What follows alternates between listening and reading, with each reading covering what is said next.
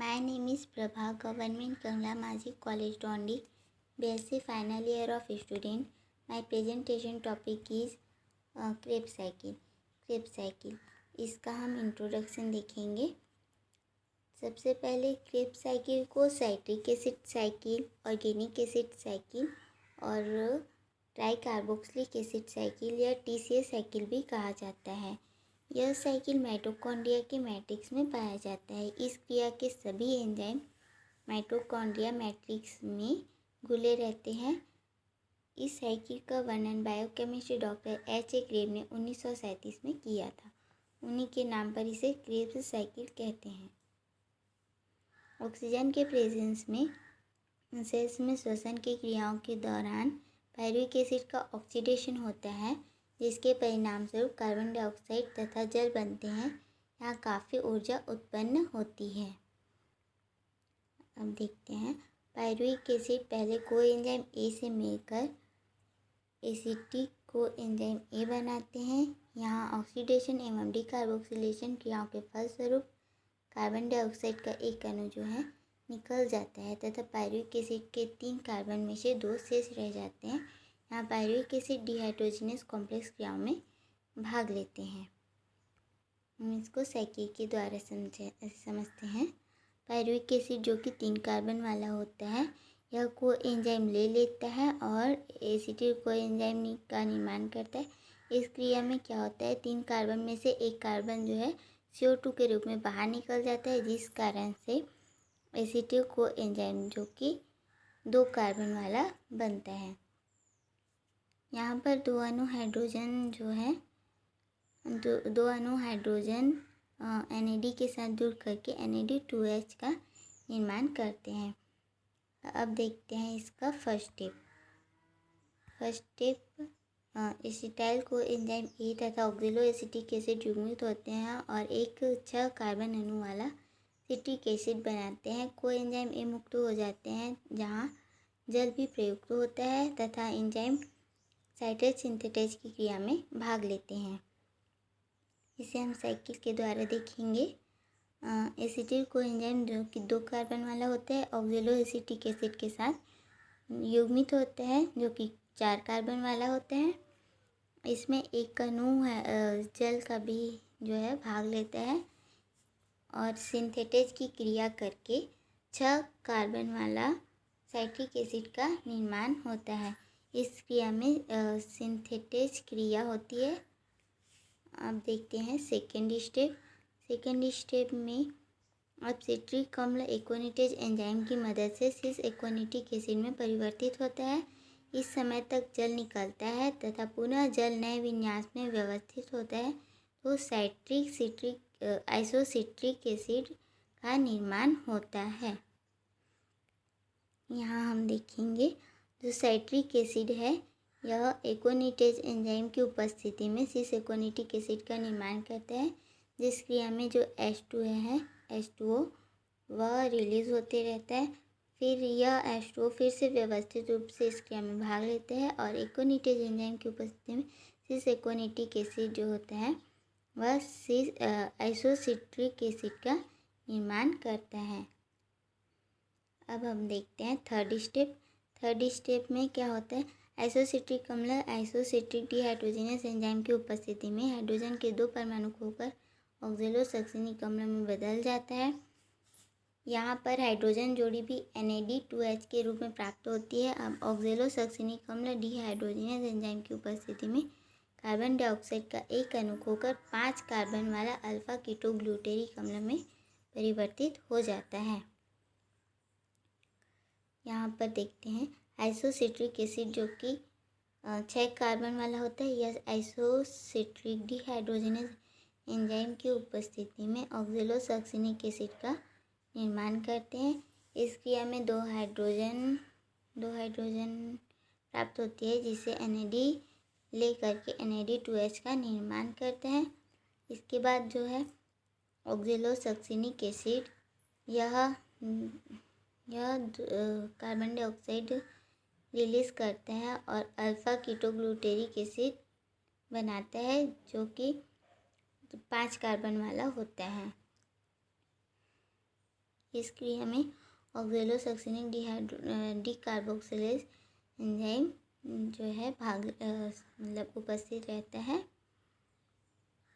अब देखते हैं फोर्थ अल्फा कीटोग्लूटेरिक अम्ल। अब alpha ketoglutaric dehydrogenase complex enzyme तथा मैग्नीशियम डुप्लेक्स की उपस्थिति में कोएंजाइम ए से जुड़कर सक्सिनिल कोएंजाइम ए बनाता है। यहाँ भी एक हाइड्रोजन जोड़ी की प्राप्ति NADH++2H+ के रूप में होती है। इस क्रिया में CO2 मुक्त होने से 5 में से 4 कार्बन शेष रह जाते हैं। यहाँ देखते हैं अल्फा कीटोग्लूटेरिक एसिड जो कि होता है 5 कार्बन वाला, यह कीटोग्लूटेरिक डिहाइड्रोजिनेज एंजाइम की उपस्थिति में क्रिया करता है और कोएंजाइम ए जो है इस क्रिया में भाग लेता है और CO2 जो है यहाँ से मुक्त हो जाती है, जिस कारण से अल्फा कीटोग्लूटेरिक एसिड का 5 कार्बन जो होता है वह 4 कार्बन में परिवर्तित हो जाता है, जो कि सक्सिनिल कोएंजाइम ए बनाता है। इस क्रिया में हाइड्रोजन अणु भी मुक्त होते हैं, 2 हाइड्रोजन, जो कि NAD ले लेता है और NAD2H का निर्माण करता है। अब देखते हैं सक्सिनिल कोएंजाइम ए। सक्सिनिल को एक सिंथेटेज एंजाइम तथा मैग्नीशियम डबल प्लस की उपस्थिति में सक्सिनिक अम्ल बनता है। कोएंजाइम ए मुक्त हो जाता है तथा यहाँ पर ATP के समतुल्य GTP का जो है निर्माण होता है। यहाँ देखेंगे सक्सिनिल कोएंजाइम ए जो है सक्सिनिक थायोकाइनेज एंजाइम की उपस्थिति में सक्सिनिक एसिड में चेंज हो जाता है। इस क्रिया में जल का एक अणु भाग लेता है और COA कोएंजाइम ए जो है बाहर निकल जाता है और यहाँ पर जो GDP होता है वह GTP में परिवर्तित हो जाता है। अब देखते हैं सक्सिनिक अम्ल। अब सक्सिनिक डिहाइड्रोजनेस की उपस्थिति में फ्यूमेरिक अम्ल में बदलता है तथा 2 हाइड्रोजन परमाणु प्राप्त होते हैं, परंतु ये NAD के बजाय FAD के द्वारा ग्रहण किए जाते हैं तथा इनको FADH2 के रूप में दर्शाया जाता है।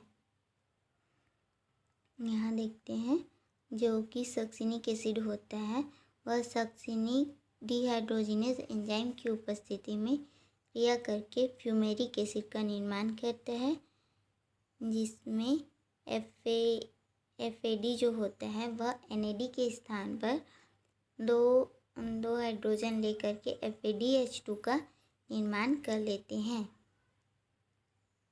इसके बाद देखते हैं फ्यूमेरिक एसिड का हाइड्रेशन अब मैलिक अम्ल के रूप में होता है तथा यहाँ H2O तथा फ्यूमेरेज एंजाइम उपस्थित रहता है। यहाँ देखेंगे फ्यूमेरिक एसिड जो होता है मैलिक एसिड में परिवर्तित होता है। यह क्रिया जो होती है फ्यूमेरेज एंजाइम की उपस्थिति में होता है। 8 है मैलिक अम्ल अब पुनः ऑक्जेलो एसिटिक अम्ल में रूपांतरित हो जाता है। यहाँ मैलिक डिहाइड्रोजिनेज एंजाइम उपस्थित रहता है। यहाँ पुनः हाइड्रोजन जोड़ी NAD2H के रूप में प्राप्त होती है।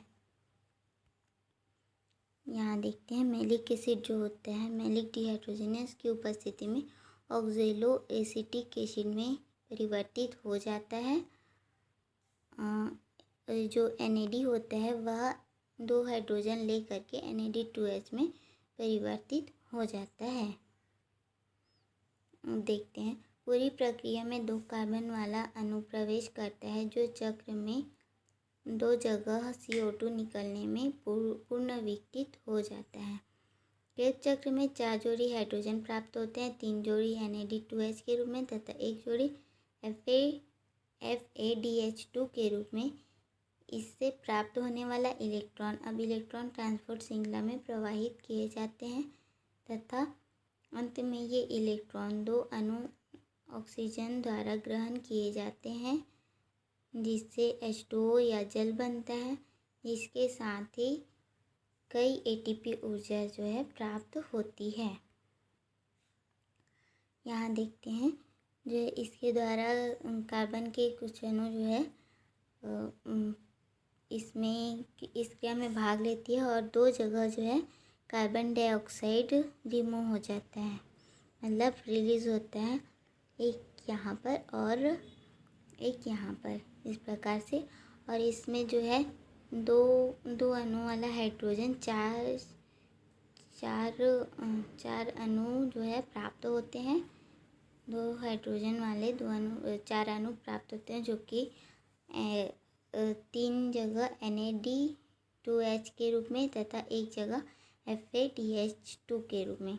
यहाँ पर देख सकते हैं हम एक NADH2, यहाँ पर NAD2H, यहाँ पर NAD2H, ये 3 हो गया, और यहाँ पर FADH2, यह एक जगह होता है। उसके बाद हम देखते हैं 9।